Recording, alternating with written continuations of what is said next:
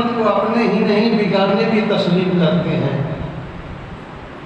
یعنی وہ نبی نہیں تھے، عمر بن خطاب نبی نہیں تھے، مگر اللہ نے ان کی زبان پر زبانی حق پر وہ مضامین جاری کر دیے تھے جو وحی کا حصہ بنے۔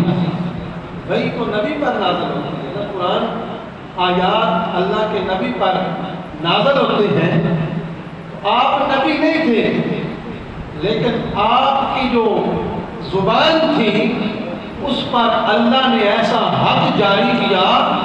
آپ کے جو اللہ کے نبی کو دیے ہوئے مشورے ہوتے تھے، دن کو عمر مشورے دیتا تھا، رات کو وہی مشورے عرش کے قرآن بن کے آ جاتے ہیں۔ 22 آیات محدثین علماء کرام نے لکھی ہیں کہ 22 آیتیں جو ہیں وہ آپ کے مشورے سے اللہ کا قرآن بن کے نازل ہوئی ہیں۔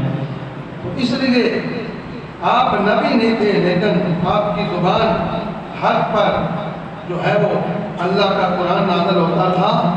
اذان جو ہے یہ بھی آپ نے مشورہ دیا۔ شراب کی حرمت کی آیات جو ہیں یہ آپ کے مشورے سے نازل ہوئی۔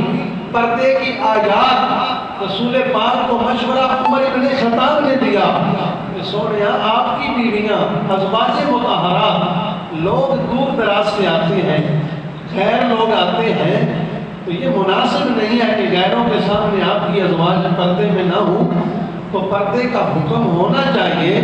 یہ مشورہ دیا تو آسمان سے قرآن کی آیتیں نازل ہو گئی۔